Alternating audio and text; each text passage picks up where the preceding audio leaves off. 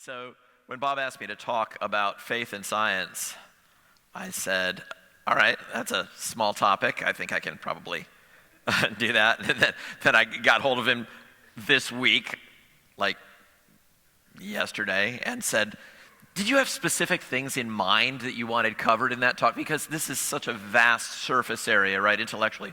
Faith, science. I tell my students there are two great forces that have shaped the world you live in.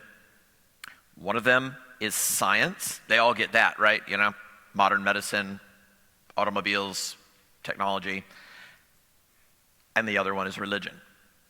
And there's a long history of pitting faith and science against one another. There have always been people who have wanted to say, we're the guys with the big S's on our sweatshirts, and you are the ignorant rubes. Let us educate you. There are also people who have tried to say, in principle, you just can't do good science if you have religious convictions, at least not if you allow those religious convictions to do anything. And that's just not true. So if there's a takeaway here, I want it to be that.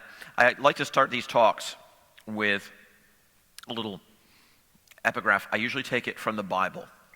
This time, I decided to take it from the Nobel Prize winning, decidedly not religious scientist Richard Feynman, from a commencement address, I believe, that he gave at Caltech in 1974. He said,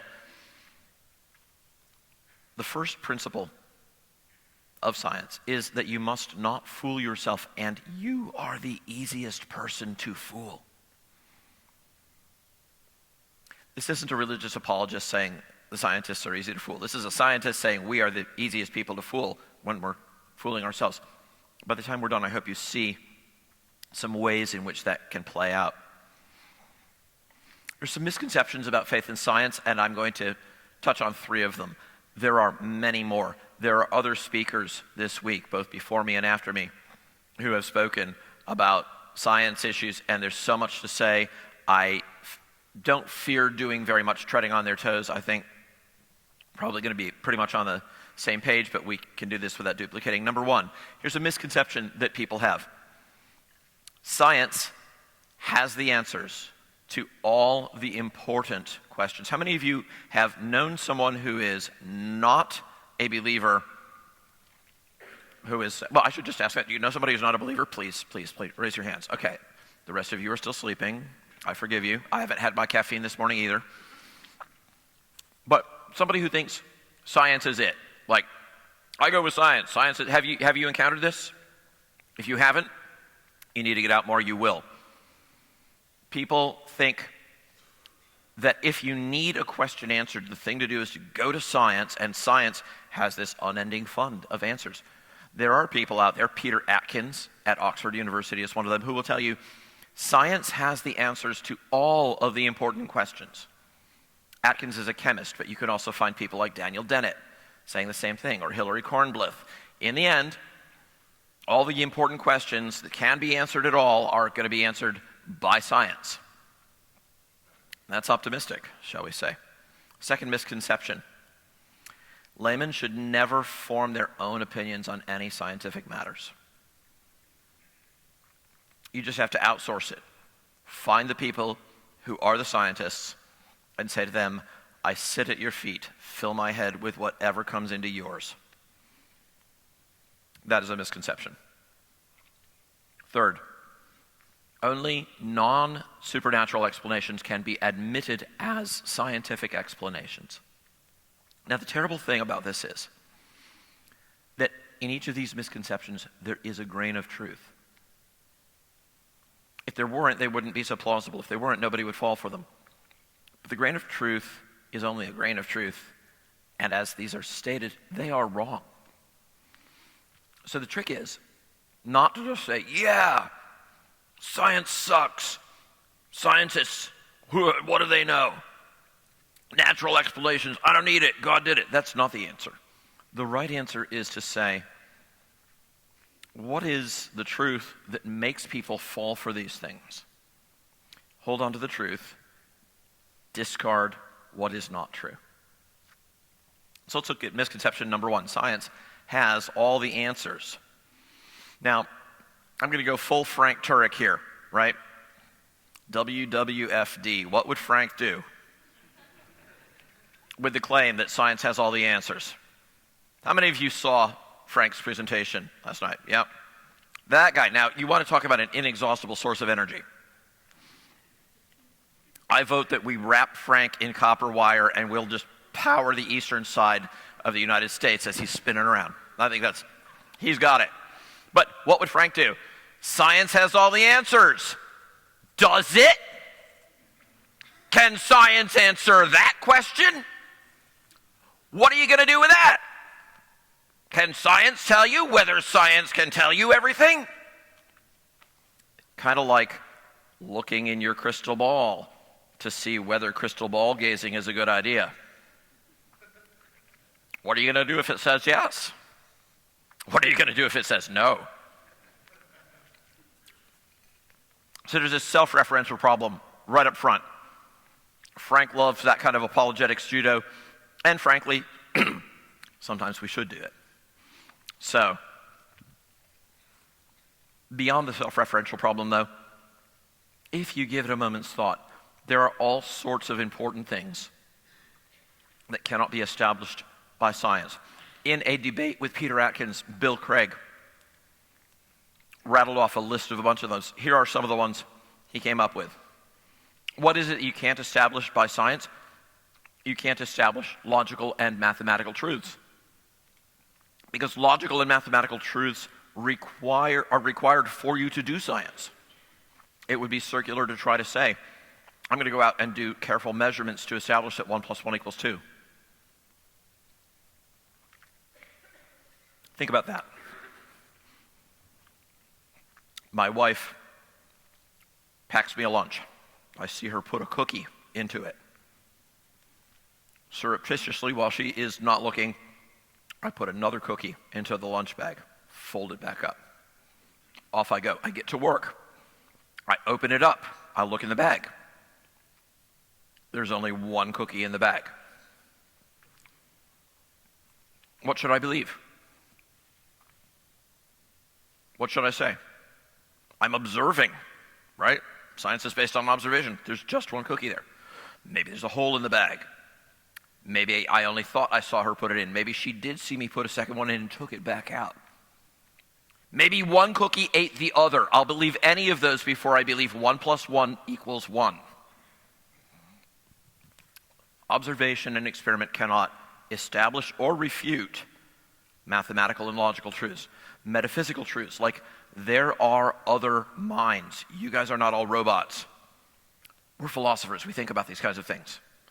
Does Bob Stewart have a mind? Or is he just the world's most ingeniously programmed, sarcastic robot? I don't know. Yes, I do.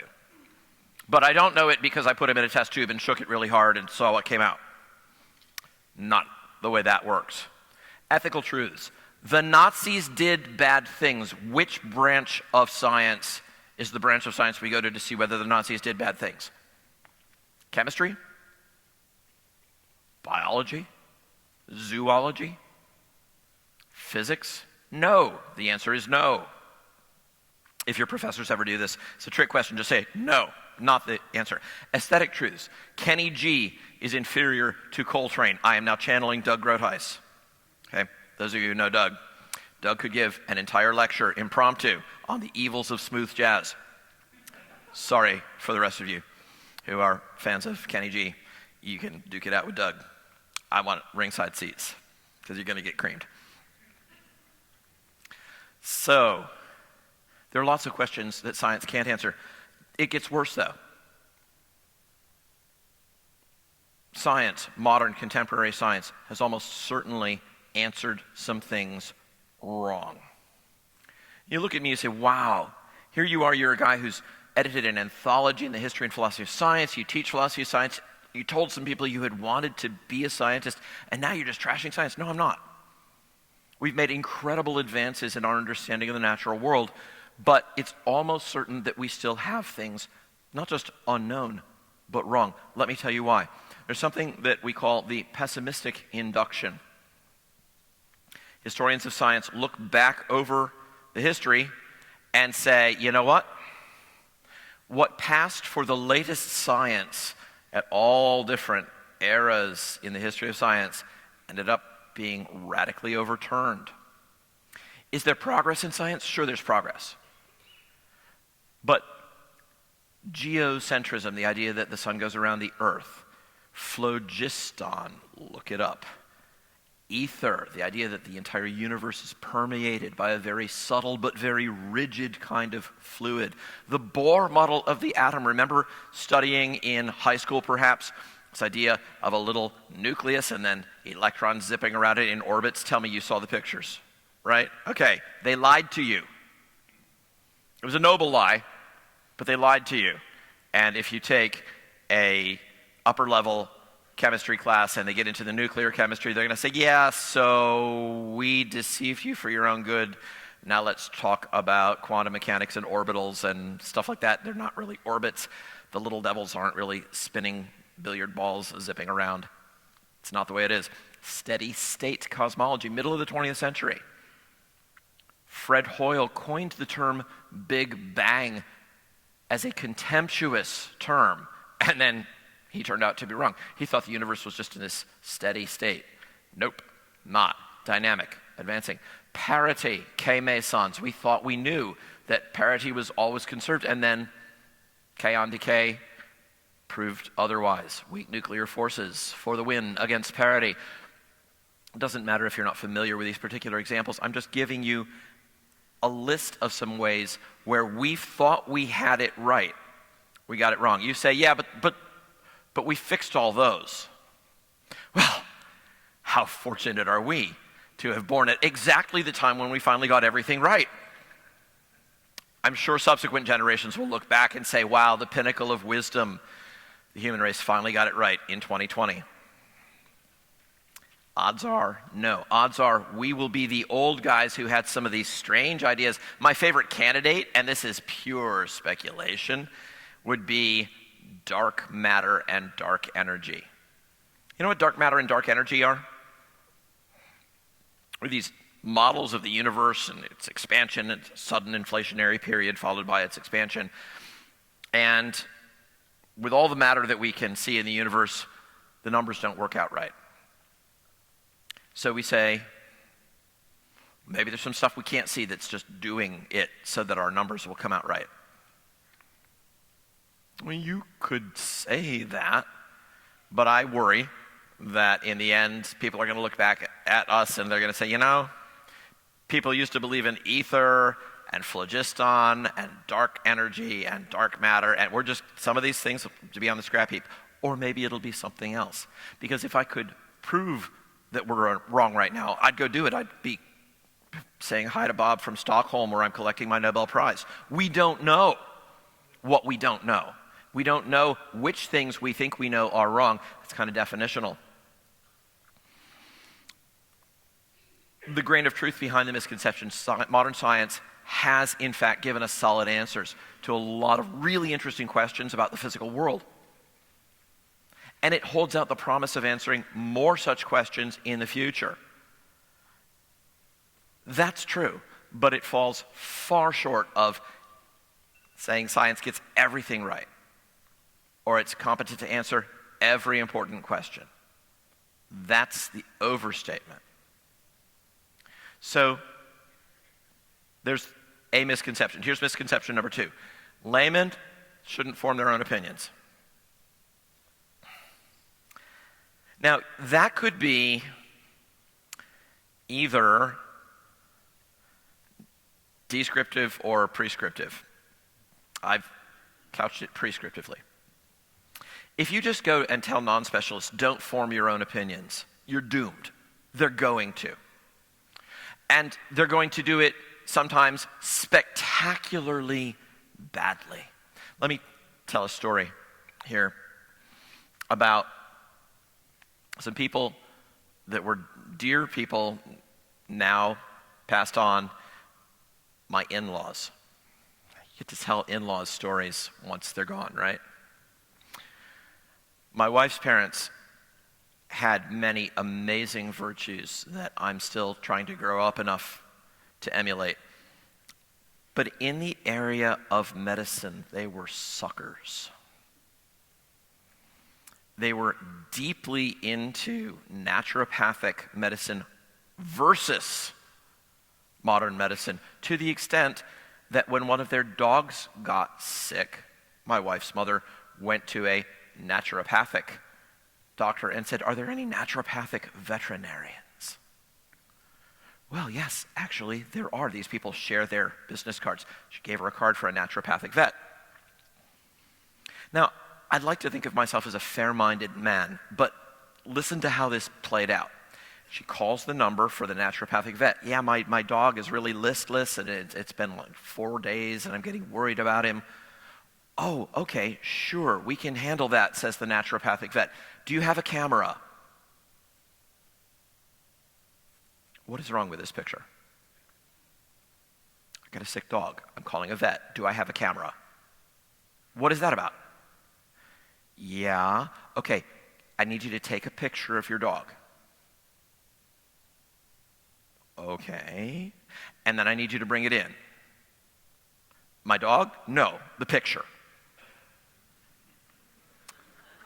So she did. She took in a picture of her sick dog. They took the picture at the counter and they said, "Okay, we need to run this through a machine." They put the dog's picture through a machine. Clicking and buzzing noises ensue. Then they come out, back to the counter, say, "Okay, here's a little packet, white powder. We need you to pour it directly down the dog's throat." They charged her.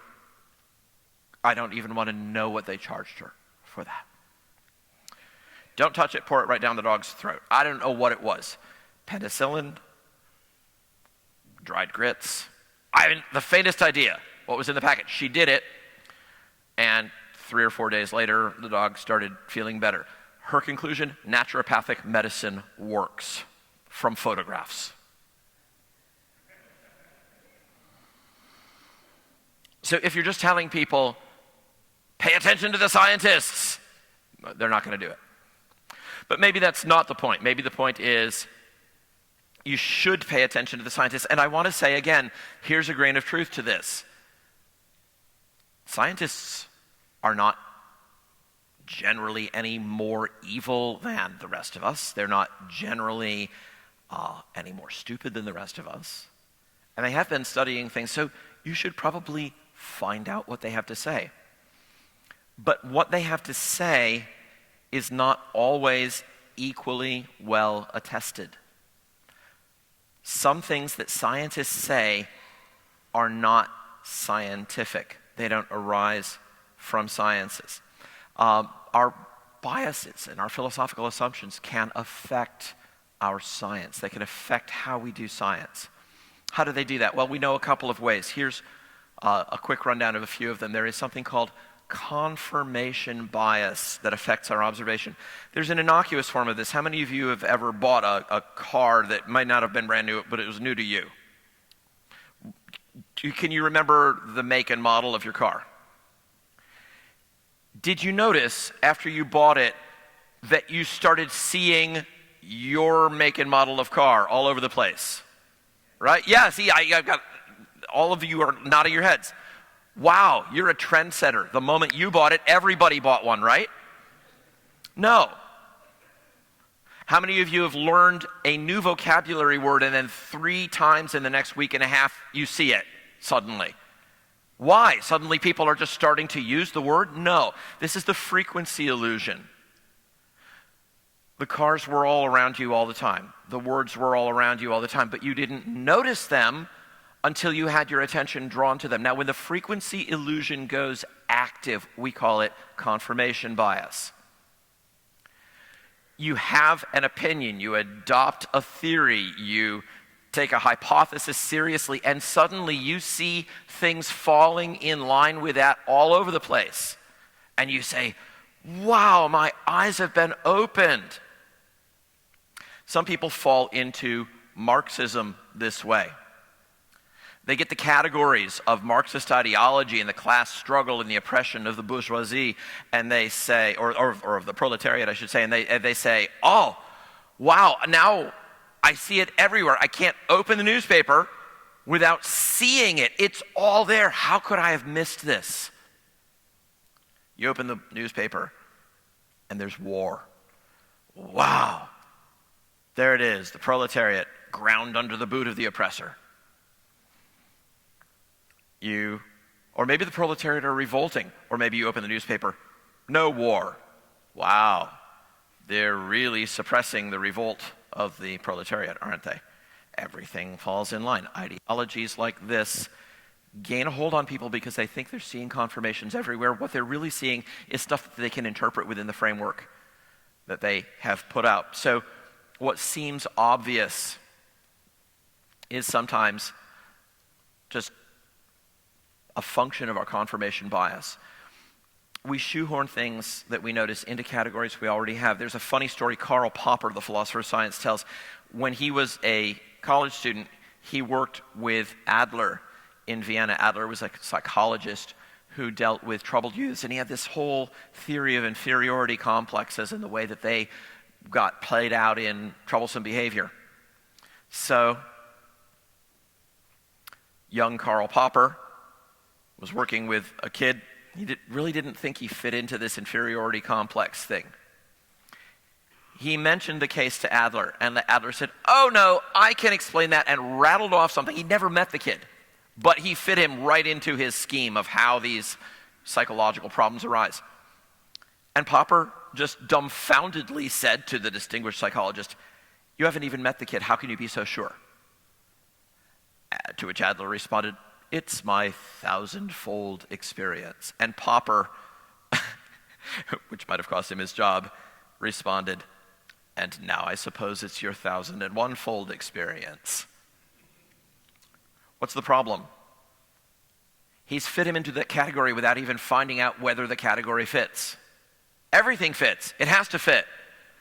We all do this. Christians do this.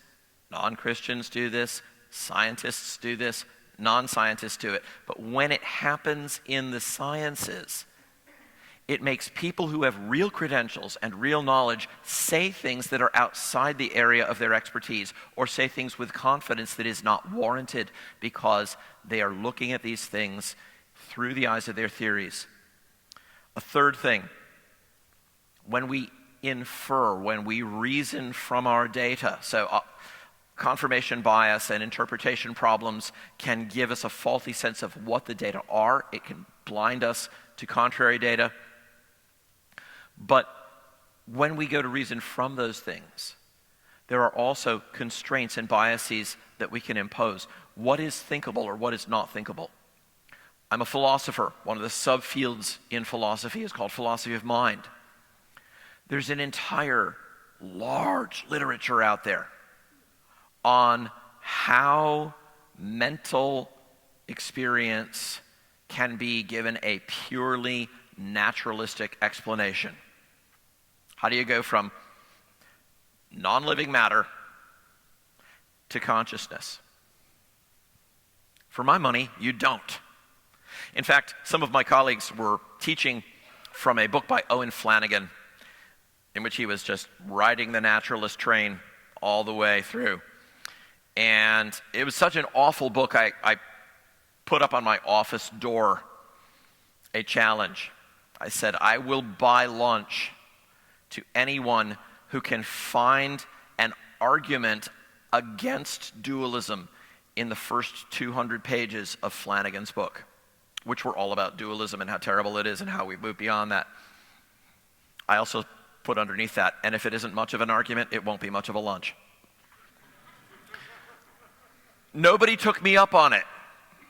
There were no arguments. He was long on assertion, short on argument, but he thought he was safe because that idea, there's something spooky that's not just a natural physical entity that is responsible for this or involved in all this, that's unthinkable. I asked a job candidate at a school where I was why he wouldn't even consider the view that there are such things as minds irreducible to not supervenient on mere material processes. He looked at me charmingly.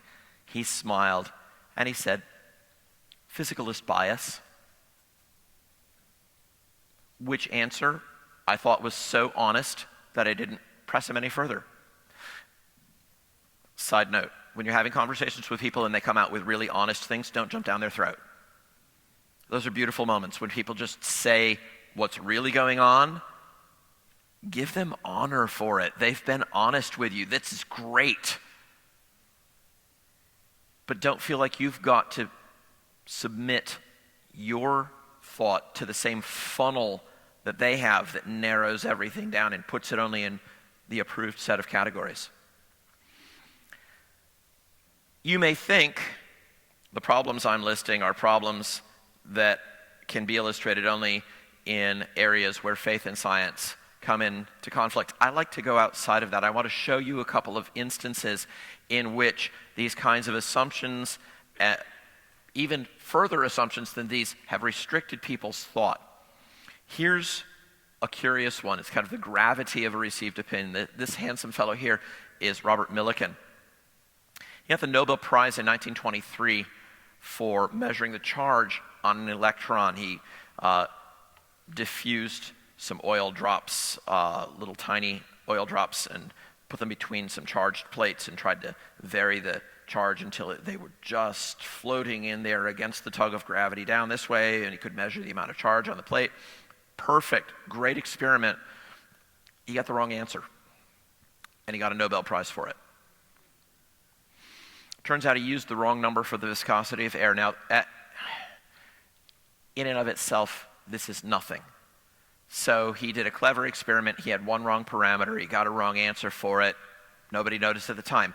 But surely we just remeasured it and fixed it, right? No. That's not what happened. Here's a non-Christian, Richard Feynman, in his lecture, Cargo Occult Science, talking about what happened afterwards. Feynman says it's interesting to look at the history of measurements of the charge of the electron after Millikan. If you plot them as a function of time, you find that one is a little bigger than Millikan's, and the next one's a little bit bigger than that, and the next one's a little bigger than that, until finally they settle down to a number which is higher. This is Feynman, why didn't they discover that the new number was higher right away?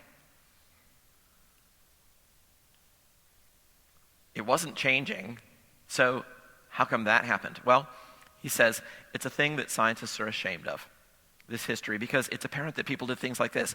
When they got a number that was too high above Millikan's, they thought something must be wrong.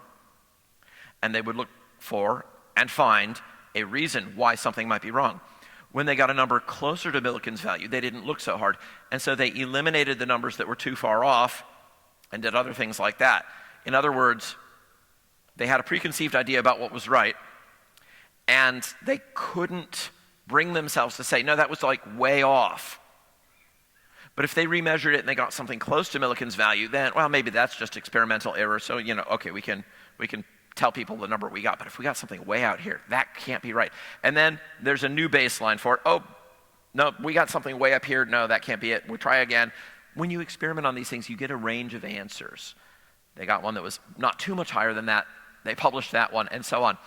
What is happening here? In a non-religious context, this is illustrating the effects of biases on scientific thinking. Here's another case. Ignaz Semmelweis. Not a perfect human being, but a guy who should be regarded as a hero. At the main hospital in Vienna, he tried to reduce the death rate among new mothers. They were dying of something called childbed fever, puerperal fever. And they were dying at an unacceptable rate. 6, 7, 8, 9% of all the women who gave birth there were dying. Semmelweis tried a bunch of different possible explanations. He checked on them, he did some experiments with them. He finally decided, you know what the problem is? Our medical students, as part of their medical training, are giving physical examinations to these women after the women have given birth, and they need to sterilize their hands. Well, yeah, but this is the 1850s. Lister and Pasteur have not yet established the germ theory of disease and the necessity for antiseptic procedures. But Semmelweis said to all the students under his control, he said, you guys don't get to do any exams of these women until you've washed your hands in a solution of chlorinated lime. And you know what? The death rate went down below 1%. That's great. Thank you for that. Science gets things right. Yeah, but a blue ribbon committee sent in to study the problem disagreed with that. That's not the problem. The problem is the medical students are doing their exams in too rough of a way, and they forcibly stopped the students from sterilizing their hands.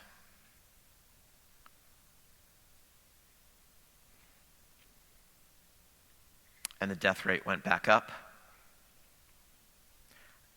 And Semmelweis cracked. His opponents in the medical community lured him under false pretenses to an insane asylum. When he realized what was happening, he tried to escape. The guards beat him severely, put him in a straitjacket, put him in solitary confinement. 2 weeks later, he died, age 47. Now, what shall we say of this blue ribbon committee who went on to have their wonderful lives? I'm not a nice person. And when I hear about people like that, I want to say in a civilized society, no one should sell them food. But that's not the mercy of God, is it? Still, the Blue Ribbon Committee had decided. Could somebody challenge that? Could somebody challenge that and be right? Semmelweis was. There are so many other examples. Here's another one I like. The building of the Panama Canal here, we're like 120 years out from that. 22,000 workers died trying to build the Panama Canal. While they were dropping like flies, people who had money invested in the project said, you know what, let's figure out why this is. And there were a couple of theories going around.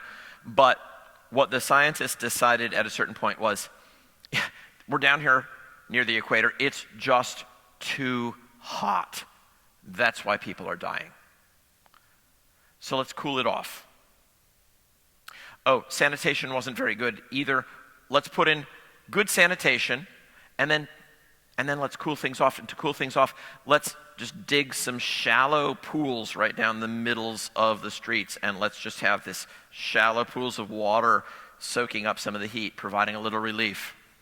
What could go wrong with that? Why were people dying? Malaria.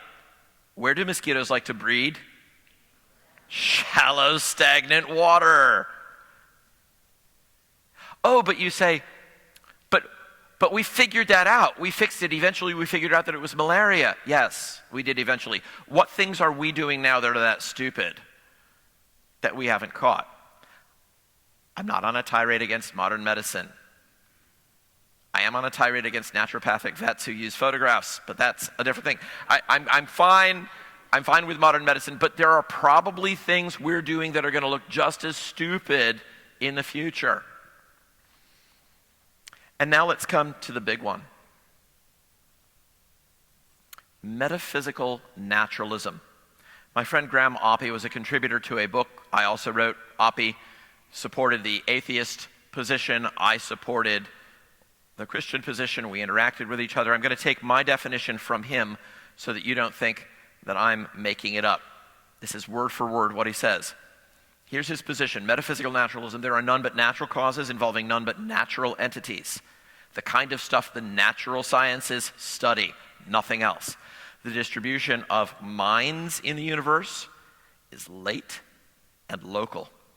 Only recently evolved creatures have minds and mental properties, and those minds and mental properties are tied to relatively complex biological structures of the evolved creatures in question. And third, there is nothing that is divine or sacred or worthy of worship. I appreciate that. He's laid his cards right on the table. He's telling you what he thinks, then he's going to argue for it. He's going to say, you're wrong, I'm right, here's why. Great, game on. We can do this.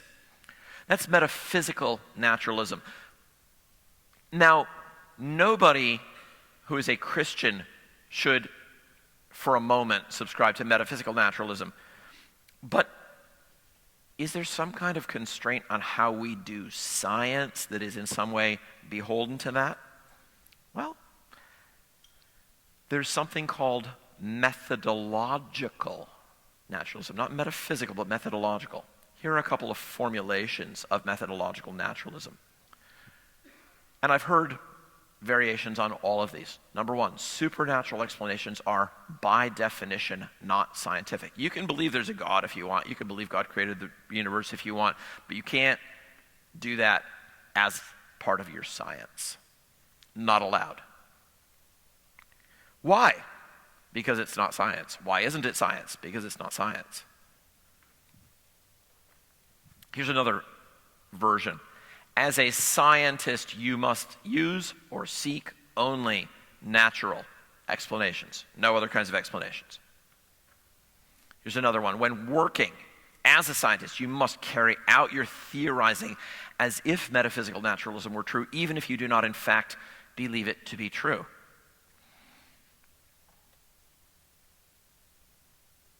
But why? Well, there are a couple of what I think are pretty weak reasons that people put forward. Here's one. The alternative is a science stopper. If we didn't do this, science would cease. Now, the entire history of science shows this is false.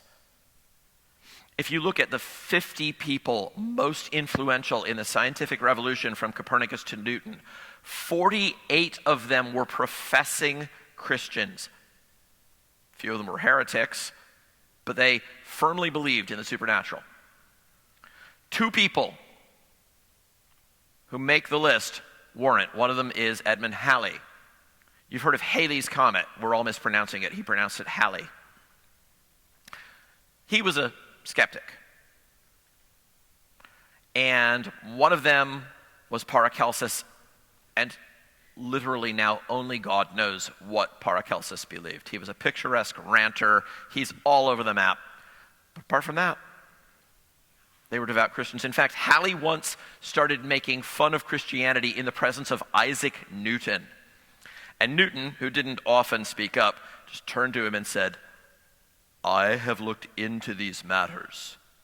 You have not." And that was the end of the conversation. When Isaac Newton says that, you don't mess around. Again, I think there's an aversion to agent explanations because we have the prior commitment, there was no agent around. So the whole history of research on what's called abiogenesis, how did we get life from non-living stuff, is fascinating and sad and hilarious as you see people scrambling to find one possible way after another to make this work, and it's just layering maybes upon maybes upon maybes to try to get this off the ground. I spoke to Ken Miller, who's a cell biologist from Brown University. We were speaking at the same conference on opposite sides of these issues. Ken is a Catholic, but he's one of these guys who's all in on methodological naturalism. And I just said to him, Ken, how did life originate?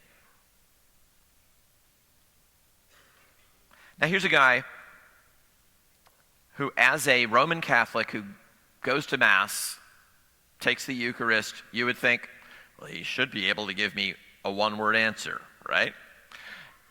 And he's a working scientist. If he wants to do it naturalistically, he should have some theory. And he just looked at me and he smiled very ingenuously and he said, "We have no idea." Again, when somebody is that honest, leave him alone. Don't jump down his throat. If he's going to be that honest and make that kind of concession, just thank him for it and let it hang there. We have no idea. But it goes deeper than that. I want to introduce you to a couple of people, atheists, who have been honest in an extended way. These are living people. I want you to listen to what they have to say so that you can see the way in which philosophical assumptions drive what they are doing. I'm going to quote their exact words at length because I think we really need to hear this and understand this. Here's Richard Lewontin. Richard will be turning 91 in a few months. He is an evolutionary biologist and geneticist and mathematician. And in 1997, he wrote a review of Carl Sagan's book, The Demon-Haunted World, Science as a Candle in the Dark. A little melodramatic, huh? So in the New York Review of Books, Lewontin wrote a review of this, and in that review, he said some remarkable things about naturalism. He identifies naturalism with science. It just is science. For him, the marriage between scientific procedure and philosophical assumption is so tight, it can't be prized apart. Here's what he has to say. We take the side of science in spite of the patent absurdity of some of its constructs, in spite of its failure to fulfill many of its extravagant promises of health and life, in spite of the tolerance of the scientific community for unsubstantiated just-so stories. Because we have a prior commitment, a commitment to materialism. If I said that about an atheist, he has a prior commitment to materialism, I would be accused of being just a terrible person. I'm misrepresenting. Okay, it's his own words here. He's not being obscure. This is straightforward. We have a prior commitment, a commitment to materialism. Well, maybe you're taking that out of context. All right, let's see more context. It is not that the methods and institutions of science somehow compel us to accept a material explanation of the phenomenal world, but on the contrary, that we are forced by our a priori adherence to material causes to create an apparatus of investigation and a set of concepts that produce material explanations. You see the funnel here? That produce material explanations, no matter how counterintuitive, no matter how mystifying to the uninitiated. Well, but maybe he would leave a loophole or something. Here's how he follows that up immediately. Moreover, that materialism is absolute, for we cannot allow a divine foot in the door. The eminent Kant scholar Louis Beck used to say that anyone who could believe in God could believe in anything. To appeal to an omnipotent deity is to allow that at any moment the regularities of nature may be ruptured, that miracles may happen. I hope some of you saw my talk the other night and you're connecting the dots. Oh, you've got a prior commitment to materialism because otherwise you'd have to admit miracles might happen, and you just couldn't do that, could you? Fundamental question all of us have to ask. But someone who's taken Lewontin's position has to ask it right now and right up front. If you are wrong, how will you find out? Our commitment to materialism is absolute. To give that up would be to allow a divine foot in the door, to admit that miracles may happen. All right, if you're wrong, how will you find out? Here's another fellow who's still with us, eminent atheist philosopher, Thomas Nagel. And again, I am not putting these people up here to mock them. I am putting them up here to praise them for being honest.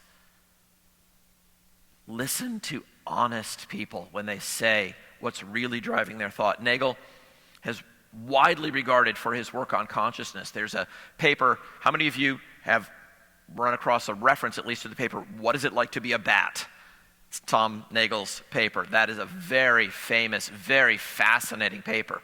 He is refreshingly honest about his underlying naturalism and his commitment and why.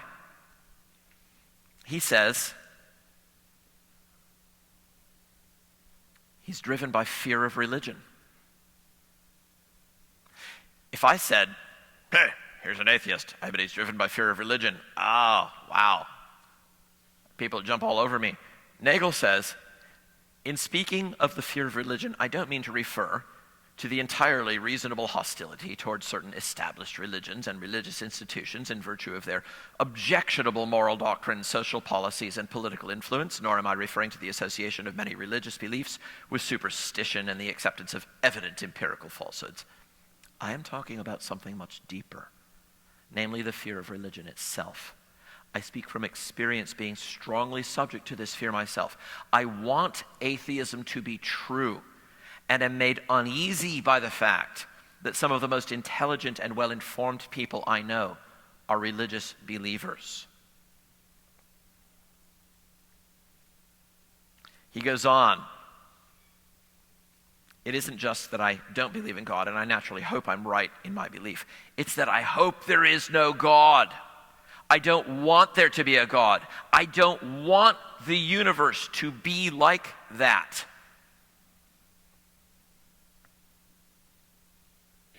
Don't jump on this guy. He's telling it to you straight. He finishes up. My guess is that this cosmic authority problem is not a rare condition, and that it is responsible for much of the scientism and reductionism of our time.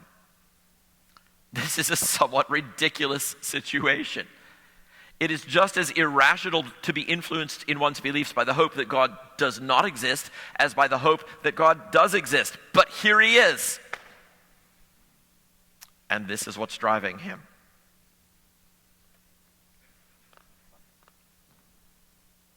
There are lots of places that we can go to find good models of a balanced Christian response to this. One of them is John Lennox, and you've already had him here at this conference on screen. But since he's not available today, I'm going to pull up one of my dead friends because I like old books. I want us to go back to one of Isaac Newton's close friends, Robert Boyle. How many of you remember that there was such a thing as Boyle's Law in a physical science class? Yeah, this is our man. Famous experimentalist and devout Christian. He founded a series of lectures called the Boyle Lectures for the defense of Christianity. He left a bequest of money in his will to fund this. I believe the Boyle Lectures are still sporadically going on today. He explicitly discusses the rationality of belief in miracles and the need for Christians who are well versed in physical science, and he puts the picture together in a coherent way. The last book he wrote, published the year before he died, is called The Christian Virtuoso. Title may not seem transparent to us, but here's something from the title page, right after the title, showing that by being addicted to experimental philosophy, a man is rather assisted than indisposed to be a good Christian. Huh. You mean I could really be into the science stuff and that could actually lead me toward Christianity rather than away from it? That could reinforce my Christian thinking rather than undermining it? Yeah, that's exactly what he means. Boyle has a nuanced position. Here's how it goes. Natural explanations are often available, and we need to know about nature so we don't mistake the workings of nature for miracles. We need to be prepared to understand the backdrop of regularity in the physical world as something that God has created so that nature works. Boyle's favorite metaphor was a clockwork, with all the gears intermeshing and producing these wonderful results just precisely the way that we need them. But a clockwork made by a clockmaker. And what about miracles? Somebody asked him about that because Spinoza's ideas had been spreading in the 17th century, had spread to England, published by a fellow named Blount. And someone wrote and asked Boyle, have you responded to this? So he wrote a letter. This is an unpublished letter. You can find it in the Royal Society archives in England if you go over and visit. This is a quotation from it. Pardon the somewhat archaic language. This is a guy who was writing in the century of the King James Version, but it's good stuff. God, he says, has been pleased to express a manifest regard to the stated laws and usual course of things, and seems, as it were, to husband his omnipotence by suffering natural causes to perform some part of the work, and perhaps as much of it as they are able, and forbearing to display his almighty power, save in those parts of it that must necessarily be miraculous, because they require a power surpassing that of ordinary nature. God set up the world in such a way that it works, and it works in a certain regular, predictable, understandable, scientifically explorable way when he's not intervening in it. And if you saw my talk the other night, you'll know why that's very important, because you can't see something as a miraculous sign unless you know what the order of nature is, you know what nature can and cannot do when left to itself. And so Boyle hoped to inspire people to take up natural science, not so as to walk away from their Christian faith, not so as to say, well, I can't allow a divine foot in the door, but so as to know when that is a divine foot coming in the door. So I got to tell you, if God does come knocking someday, you'd better be able to recognize him. You don't want to be fooled, but you don't want to miss it either. So here's a modest proposal. Science is wonderful, but it's not the right place to look for all the answers. It isn't competent to answer some of the biggest questions. It's great. It's like a metal detector. Get a metal detector. Suddenly, you want to look for stuff. You go out beachcombing and you find a couple of coins and somebody's dropped a watch. Woo! Look at that, score. You go to your house, you're like running down the studs trying to find the nails. Yep, beep, beep, it's going on. Fabulous, works great.